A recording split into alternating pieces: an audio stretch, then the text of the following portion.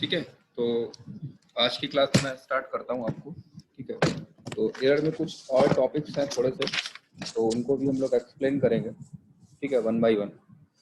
तो सबसे पहले यहाँ पे आपका एक टॉपिक है, इसको बेसिकली हम बोलते हैं gross error. What is the meaning of gross error? ये ग्रॉस एरर का कंसेप्ट क्या होता है? तो मैंने आपको पीडीएफ में दे रखा है, जो बेसिकली ह्यूमन की वजह से,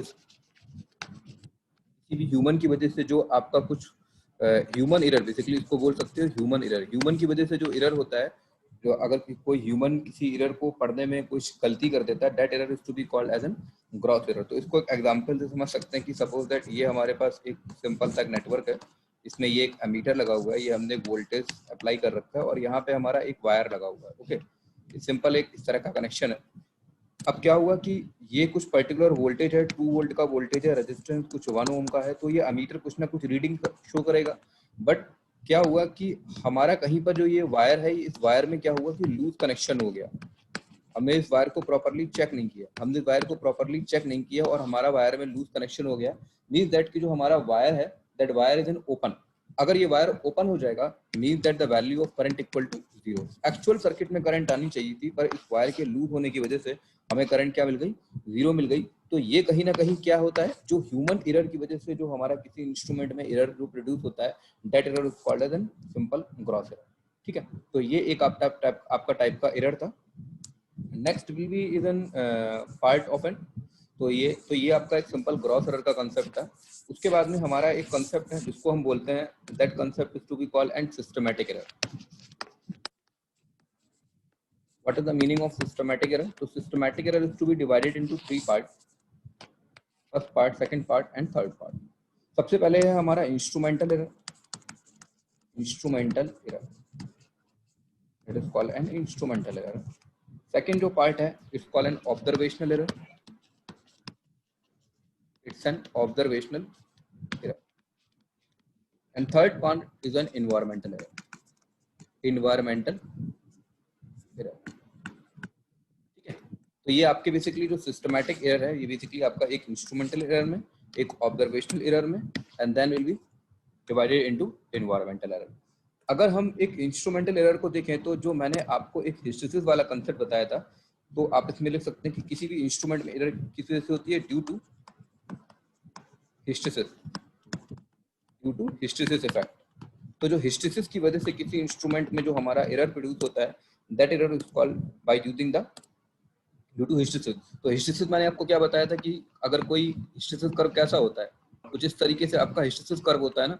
तो अगर हम देखें तो एक पर्टिकुलर इनपुट और आउटपुट को हम देखें, तो एक पर्टिकुलर अगर आपका इनपुट 0 है तब भी कोई इंस्ट्रूमेंट अपनी रीडिंग को प्रोवाइड करा रहा है, तो ये क्या है? एक इंस्ट्रूमेंटल एरर होगा। मतलब इंस्ट्रूमेंटल एरर कैसे हो सकता है कि जैसे कि किसी भी, जैसे कि अपने घरों में जो आप सिंपल जो वोल्टामीटर देखते हैं, जो आपके स्टेबलाइजर वगैरह में लगा होता है वोल्टामीटर, तो उस वोल्टामीटर में क्या रहता है कि आपका आपको दिखता होगा कि कुछ टाइम बाद वो क्या कहता है कि वो 0 पोजीशन में ना होकर कुछ उससे आगे शो होने लगता है।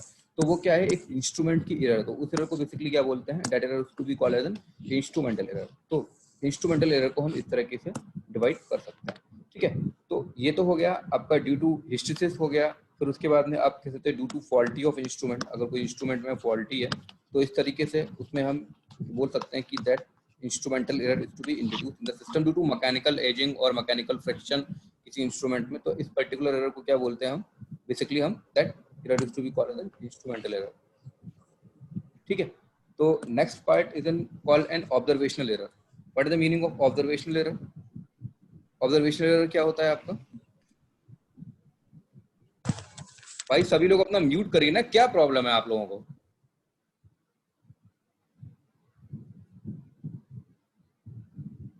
म्यूट करिए अपना माइक।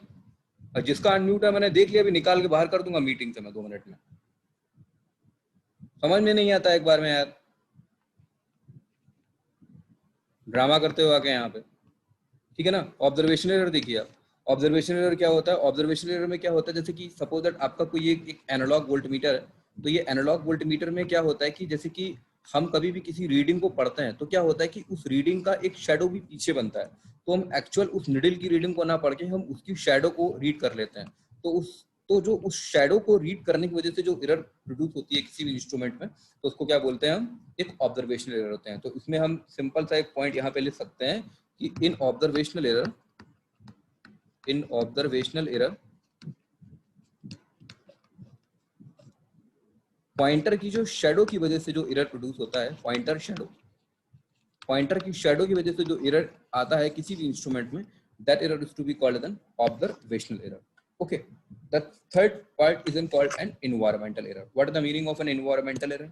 तो environmental error क्या होता है कि environmental basically इन्वर्टर जो एक ऐसा इंस्ट्रूमेंट जिसमें इन्वायरमेंटल की पैरामीटर की वजह से किसी इंस्ट्रूमेंट में प्रॉब्लम आता है, उसको बेसिकली हम क्या बोलते हैं, इन्वायरमेंटल एरर बोलते हैं। जैसे कि इन्वायरमेंटल के पैरामीटर क्या हो गए, ड्यू टू टेम्परेचर हो गया आपका, कुछ टेम्परेचर की वजह से किसी इंस्ट्रूमेंट में प्रॉब्लम आ गई, और suppose that due to humidity भी हमारा एक पैरामीटर होता है जिसकी वजह से किसी भी इंस्ट्रूमेंट में प्रॉब्लम आ, क्योंकि जो भी इंस्ट्रूमेंट आपका होता है उस इंस्ट्रूमेंट में आपका कुछ मैकेनिकल्स या कुछ इलेक्ट्रॉनिक सर्किटरी अंदर लगा होता है। अगर आप वोल्ट मीटर सर्किट को देखेंगे तो उसके अंदर कोई इंस्ट्रूमेंट है जिसके अंदर कोई पर्टिकुलर आईसी लगी हुई है।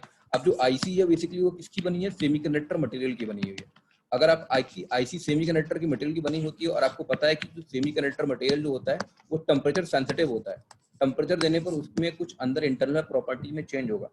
अगर वो इंस्ट्रूमेंट एक सेमीकंडक्टर मटेरियल का बना है, टेम्परेचर के डिपेंडेंट है, तो उस इंस्ट्रूमेंट के कुछ अंदर इंटरनल की वैल्यूज चेंज होगी and that we have to be given the in error. तो ये आपकी जो सिस्टमैटिक एरर थी ये 3 पार्ट में डिवाइड थी, एक आपकी इंस्ट्रूमेंटल एरर है, एक आपकी ऑब्जर्वेशनल एरर है और एक आपकी इन्वायरमेंटल एरर है। इंस्ट्रूमेंटल एरर जो होती है वो ड्यू टू हिस्टैरिसीस इफेक्ट होती है, due to faulty of instrument होती है। ऑब्जर्वेशनल एरर जो होती है वो बेसिकली आपका क्या होता है, जो किसी भी पॉइंटर की शैडो की वजह से जो हमारी एरर आती है उसको बेसिकली क्या बोलते हैं, हम ऑब्जर्वेशनल एरर बोलते हैं। और इन्वायरमेंटल एरर हमारी किस लिए होती है, ड्यू टू टेम्परेचर इफेक्ट और due to humidity variation, it is called an environmental error. Okay, so that is a part of an error circuit. We have to be divided into 3 parts. One of the more error, 2 to 3 more error, I will explain that.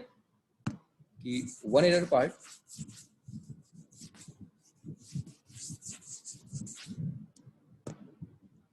that error is called a random error.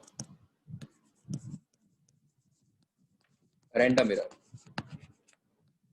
Error basically क्या होती है, आप देखिए random error basically क्या होता है, जिस तरीके से आपका रैंडम एरर बेसिकली क्या होती है आपकी, it is due to cause of noise, it is due to cause of noise. Noise आपका क्या होता है, एक रैंडम सिग्नल होता है। तो रैंडम सिग्नल आपका एक नॉइज होता है, तो इस वजह से आप क्या कर सकते हो कि आप एरर को बेसिकली मैनेज नहीं कर सकते हो। तो ये एरर बेसिकली इस पर जो नॉइज की हमें पता नहीं होता है कि फ्यूचर में कि हमारा नॉइज कैसा सिग्नल है, बट किसी भी इंस्ट्रूमेंट में ये नॉइज का जो इफेक्ट होता है वो बहुत ही लेस होता है। इसीलिए इस एरर को बेसिकली क्या कर सकते हैं, हम निगलेक्ट कर सकते हैं। We have to be neglect the error.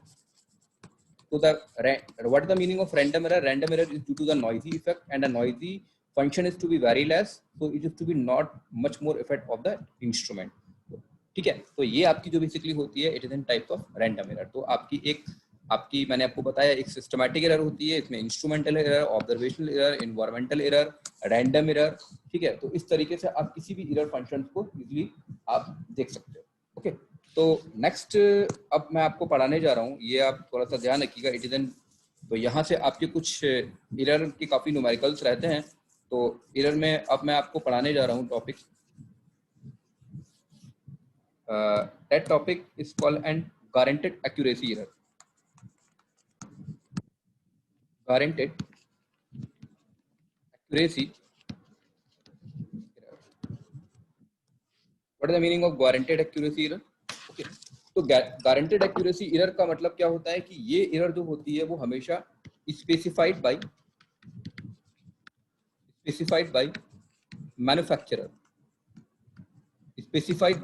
Manufacturer. तो एक मैन्युफैक्चर की वजह से जो एरर होती है, आप थोड़ा सा इसको मैं समझाता हूँ यूजली, और ये तो स्पेसिफाइड बाय मैन्युफैक्चरर मैं समझा रहा हूँ आपको।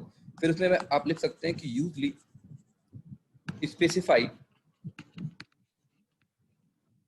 इन terms of full scale reading. ठीक है ना, ये इसमें इसका पॉइंट नंबर 1 है और ये इसका पॉइंट नंबर 2 है।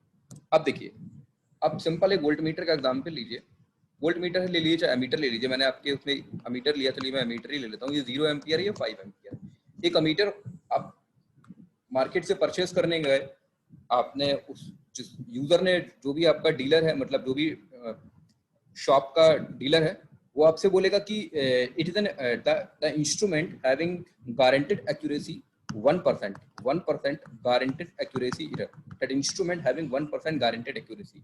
गारंटेड एक्यूरेसी एरर का मतलब ये हो गया कि जब ये इंस्ट्रूमेंट अब, और इसका फुल स्केल रीडिंग कितनी है, फुल स्केल वैल्यू कितनी है इस रीडिंग की, कहाँ तक मैक्सिमम जा सकता है, फुल स्केल वैल्यू मतलब मैक्सिमम वैल्यू उसकी क्या है, 5 ampere.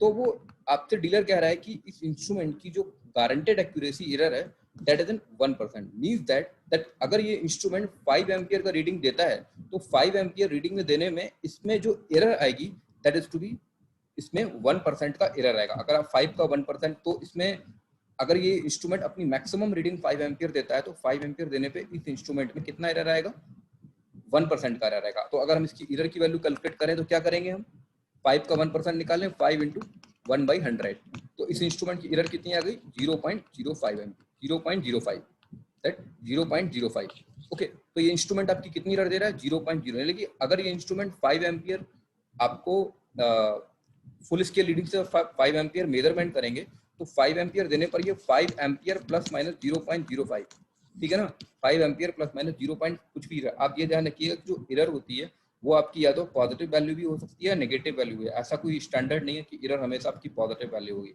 Error is may be positive, error is may be negative. अगर आपका कभी भी किसी भी न्यूमेरिकल में अगर एरर नेगेटिव आंसर आ रहा है तो आपको इतना परेशान होने की जरूरत नहीं है, एरर कभी नेगेटिव में भी आ सकती है। ओके, तो ये इंस्ट्रूमेंट अगर 0.05 की एरर दे रहा है तो इसका मतलब इसमें जो एक्चुअल रीडिंग शो होगी जब इससे हम पूरा 5 एम्पियर वैल्यू को मेजरमेंट करेंगे, that is the measure the value to be around 5 ampere plus minus 0.5। तो अगर ये इंस्ट्रूमेंट 5 एम्पियर, अगर ये इंस्ट्रूमेंट, अगर मैं थोड़ा सा यहाँ पे इसको रख करता हूँ,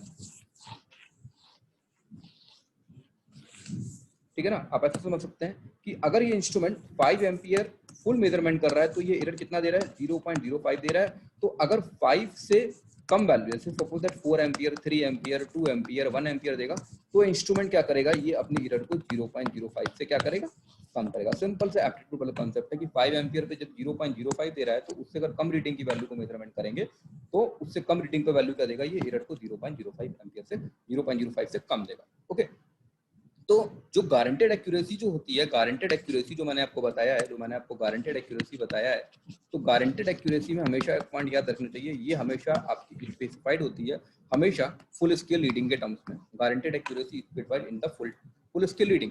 तो ये तो हमारे लिए प्रॉब्लम हो गया ना कि जब हम किसी इंस्ट्रूमेंट से फुल स्केल रीडिंग को ऑब्जर्व कर रहे हैं तभी हम उसका एरर एक्चुअल पता कर पा रहे हैं। पर अगर हम सपोज दैट 5 एम्पियर से 4 एम्पियर या 3 एम्पियर 2 एम्पियर के करस्पॉन्डिंग किसी इंस्ट्रूमेंट में एरर निकालना चाहें तो फिर तो ये गारंटेड एक्यूरेसी वाला कंसेप्ट नहीं आएगा। Guaranteed accuracy always major in terms of full scale reading.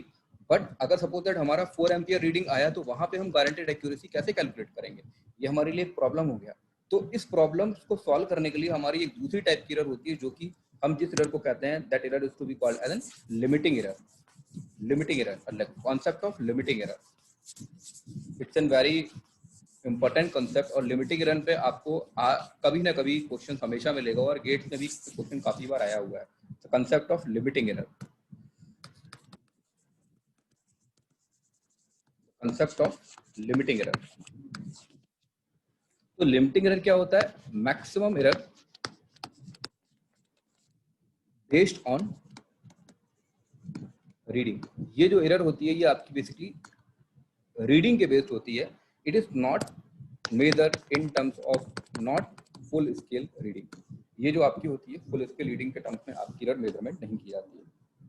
तो अगर हम आपको इससे पहले बता चुके थे कि अगर हम एरर को निकालें, इससे पहले मैं आपको बताए थे कि हम एरर कैसे निकाल रहे थे, आपका गारंटेड एक्यूरेसी हम एरर कैसे निकाले थे। अगर हम एरर को देख रहे थे तो एरर हमने कैसे निकाली थी कि 5 एम्पियर पे कितना था, 5 एम्पियर पे 1% था, 5 एम्पियर टू 5 एम्पियर पे आपका कितना था, 1% एरर था। तो कैसे कर रहे थे, एरर इक्वल टू 5 इंटू 1/100। ठीक है, तो क्या था कि आपकी फुल स्केल की रीडिंग थी और ये क्या थी, आपकी गारंटेड एक्यूरेसी थी। तो हम यहाँ से एरर का फॉर्मूला क्या लिख सकते हैं, एरर इक्वल टू कितना हो जाएगा आपका, guaranteed accuracy error into full scale reading. Okay, और ये हम परसेंटेज के टर्म्स में निकाल सकते हैं। तो अगर हम यहाँ से लिमिटिंग एरर को देखें, what is the formula of limiting error, limiting error formula क्या होता है कि एरर आपकी जो भी किसी सिस्टम में, ये आपकी बेसिकली क्या होगी, मैक्सिमम एरर होगी। मैक्सिमम एरर की होगी क्योंकि इसको हम फुल स्केल रीडिंग के टर्म्स में देख रहे हैं। तो error in terms of maximum value divided by जो भी आपने रीडिंग क्या करी, किसी इंस्ट्रूमेंट से मेजरमेंट करी है, इन टर्म्स ऑफ परसेंटेज। ओके, तो आप लिमिटिंग एरर कैसे लिख सकते हैं? तो लिमिटिंग एरर मैक्सिमम का फॉर्मूला क्या है आपका, guaranteed accuracy error into full scale reading divided by measured value in terms of reading into 100। Okay, तो ये आपका क्या हो गया, एक लिमिटिंग एरर का कंसेप्ट हो गया। ठीक है, is an concept of an limiting error. Okay, is a concept of an limiting error. ठीक है, तो ये हम लिमिटिंग एरर का फॉर्मूला आपको बेसिकली ये ध्यान रखना है। ठीक है, तो अब इसके बाद में मैंने आपको बेसिकली एक न्यूमेरिकल दिया है।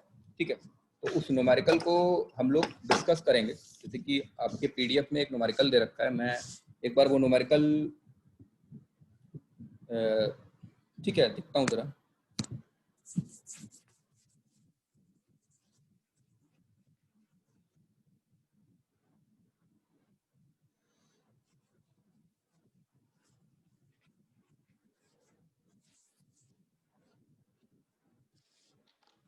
ठीक है, मैं आपको बेसिकली पीडीएफ में वो न्यूमेरिकल शेयर कर रहा हूँ जो मैंने आपको किए, क्योंकि अब मुझे पूरा न्यूमेरिकल वाला पार्ट करना है। ओके, तो मैं आपको वो न्यूमेरिकल से करता हूँ।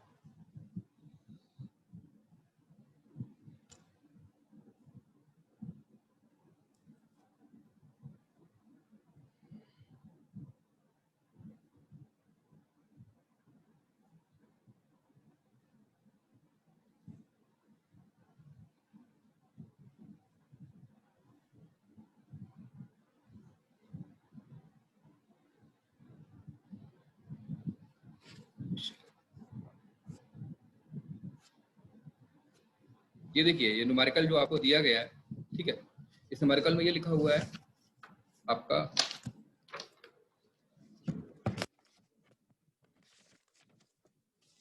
न्यूमेरिकल में आपको दे रखा है कि एन अमीटर, आपको इसमें दे रखा है an ammeter range has guaranteed accuracy of 1% of full scale reading, the current measure in 5 ampere, what is the value of limiting error।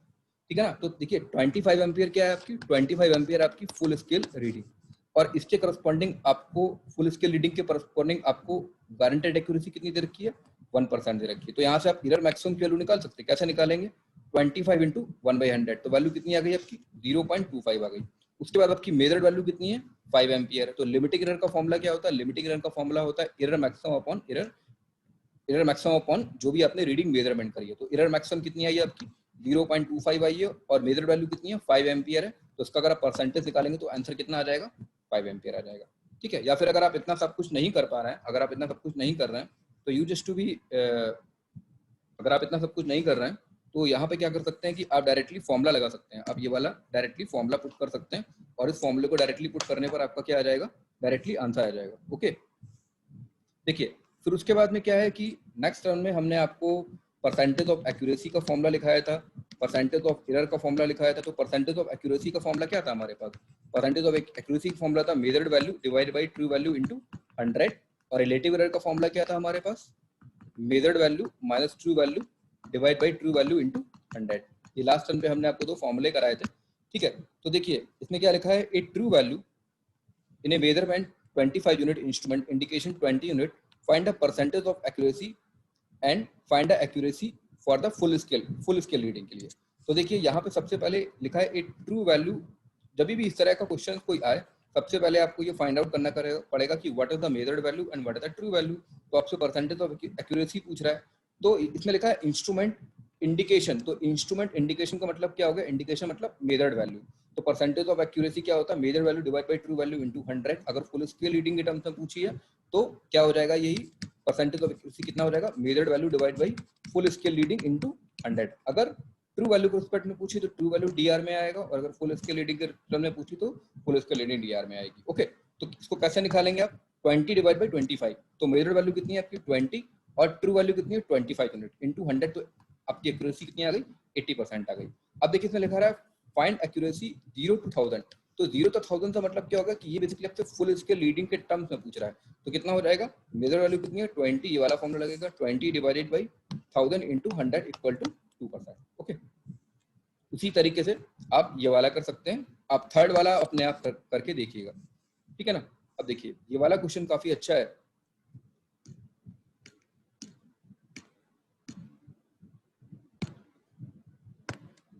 ये वाला क्वेश्चन देखिए, इसमें लिखा है 2 volt meter A and B with 500 volt range, 500 volt range. इस volt meter की जो range है वो 500 वोल्ट है, इस मीटर वोल्ट मीटर की जो रेंज है वो 500 वोल्ट है। ओके, ये हमको गिवन है। Specified voltmeter A has plus minus 1% full scale value and B same S plus minus 1% true value. Find a reading of indicating instrument, यानी कि इन दोनों इंस्ट्रूमेंट की आपको मेजर्ड वैल्यू बतानी है।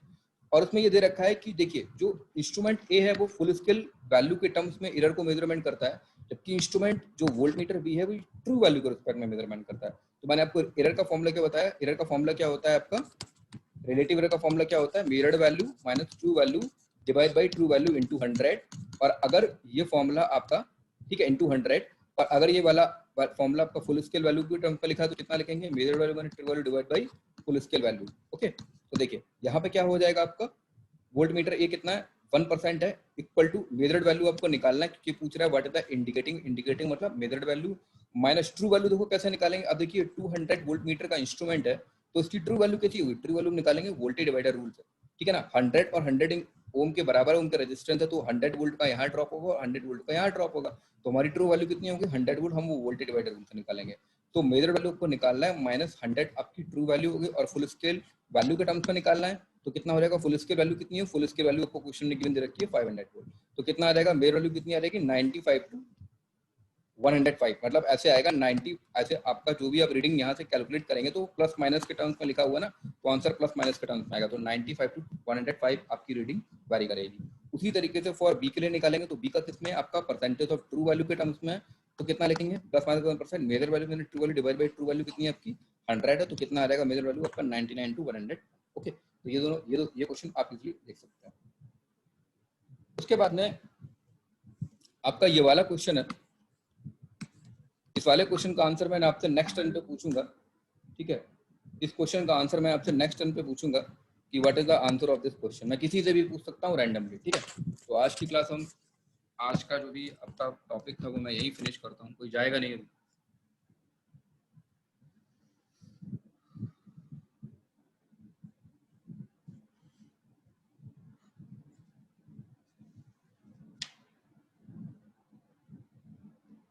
हाँ ठीक है, हाँ कौन कौन प्रेजेंट है यहाँ पे,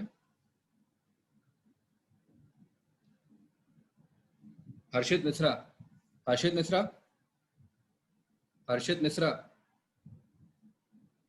हर्षित मिश्रा एब्सेंट, हर्षित मिश्रा एब्सेंट है।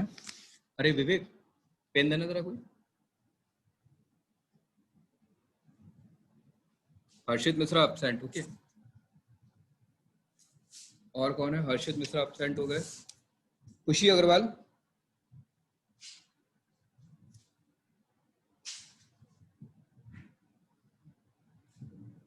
हेलो आवाज आ रही है मेरी, हाँ Harshit Mishra, yes sir, yes sir, हाँ ठीक है सर अभी नहीं किया था आपने, हाँ हाँ ठीक है, चलो ठीक है। और कौन है, अलंकृत Pandey, Alankrit Pandey, Alankrit Pandey, yes sir present sir, हाँ तो कुछ समझ में आ रहा है, यस सर। हाँ तो एक्यूरेसी क्या होती है, what is the meaning of accuracy. Sir मेरा नेटवर्क वीक है, बार बार चला जा रहा सर, कुछ हो सकता चला भी नहीं, मेजरमेंट में भी तक तुमने क्या सीखा, हमें कुछ बताओ, हमने 4-5 सर। क्लासेस ली हैं, क्या पढ़ा तुमने मेजरमेंट। आज तो एरर था सर, रैंडम एरर था, सिस्टमेटिक एरर, ऑब्जर्वेशनल एरर, ये सारी चीजें थी। ठीक है ठीक है ठीक है ठीक है ठीक है, फाइन। और कौन है इसके अलावा, Krishna Agarwal, Krishna Agarwal, yes sir. What is the meaning of accuracy, sir वो मीनिंग ऑफ, सर वो मेरा भी नेटवर्क हो रहा है बहुत ज्यादा, बार बार कैंसिल हो जा रहा है। नहीं तो तुमने इंस्ट्रूमेंटेशन में भी मैंने क्या क्या पढ़ाया कुछ पता है अभी तक? सर इन्वायरमेंटल एरर अभी आप पढ़ा रहे थे, और ऑब्जर्वेशनल एरर, एक्सपेरिमेंटल एरर आपने पढ़ाया। नहीं अच्छा अच्छा, चलो ठीक है, और कौन है इसके अलावा?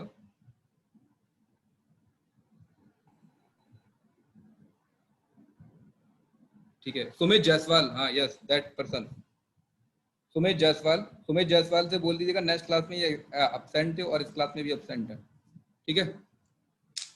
Aditya Tripathi, yes Aditya sir. त्रिपाठी, हाँ सर। सुमित जायसवाल को इन्फॉर्म कर देना कि मैंने उसकी दोनों क्लासेस में एब्सेंट लगाई है, इस क्लासेस में एब्सेंट लगाई है और लास्ट क्लासेस में, क्योंकि that people is always coming in the class and show in the present sir and that we will leave it, okay. ठीक है सर। ठीक है, चलिए ठीक है, आप लोग फिर जाइए, आप लोगों को पीडीएफ नोट्स मिल गए इस तरह के नोट्स, ठीक है ना आप लोगों के लिए? निधि, यस यस सर। सर, बढ़िया निधि, है, बढ़िया है, बढ़िया है। हाँ ठीक है, तो यस सर, पीडीएफ अच्छा नोट। देखिए, हाँ यस ठीक है, सर। देखिए आपकी देखिए आप लोगों का गेट का एग्जाम है, तो इस चीज़ की मुझे बहुत, मैं जानता हूँ अच्छी तरीके से, ठीक है। हम आप लोगों से यही कहेंगे, आप लोग अपनी प्रिपरेशन पे अच्छे से फोकस करें, पर अपने एकेडमिक को बिल्कुल ही जीरो ना करके जब ना चले। अगर आप अपने एकेडमिक को बिल्कुल जीरो करके गेट की तैयारी करेंगे तो फिर आपको लास्ट मोमेंट में प्रॉब्लम हो जाएगा, क्योंकि उधर ही आपके एक्सटर्नल एग्जामिनर होंगे और उधर ही गेट का पेपर होगा। तो ऐसा मत करना कि पूरा एफर्ट इधर लगा दो कॉलेज की तरफ और उधर प्रिपरेशन को, दोनों चीज़ों को थोड़ा पैरेलल में 80% गेट करो तो 20% थोड़ा इधर भी करो, ठीक है। और सेकंड थिंग इज दैट कि मैंने आपकी फ्राइडे की क्लास कैंसिल कर दी थी, मैं आपकी सैटरडे की क्लास भी कैंसिल कर दे रहा हूँ, ठीक है। सैटरडे की क्लास मैं इसलिए कैंसिल कर रहा हूँ क्योंकि आपको जो 2 डे का वीकेंड का टाइम मिल जाएगा, अपनी प्रिपरेशन को अच्छी तरीके से करिए, बढ़िया से करिए। बट जो आपकी सैटरडे की क्लास है, ये क्लासेस मैं शिफ्ट करूंगा वेडनेसडे को। मैंने आपका टाइम टेबल देखा था, तो वेडनेसडे को आपका अराउंड 3 बजे के आसपास आपका क्लास खाली है, ठीक है। तो हम आदित्य से बात करके वो 3 बजे के आसपास आधे घंटे के लिए आएंगे और आपका क्लास लेंगे। तो हम आपको सैटरडे संडे पूरा फ्री करेंगे अपनी क्लास के लिए, जिससे आप अपना वीकेंड में अच्छे से 2 दिन के लिए अपना अच्छे से प्रिपरेशन कर पाओ, ठीक है। और किसी को कुछ प्रॉब्लम? प्रतीक, नो सर, कोई प्रॉब्लम नहीं है। नो सर, ठीक है कोई ना? प्रॉब्लम नहीं है। ठीक है, सैटरडे को वाली क्लास मैं कल नहीं लूंगा आपकी, जो नेक्स्ट सैटरडे आ रहा है, सैटरडे क्लास को मैं वेडनेसडे को लूंगा, ठीक है। आज से बात करके हम ठीक है, क्लास को अरेंज कर लेंगे, ठीक है। चलिए ठीक है, आप लोग जाइए, थैंक यू। ठीक।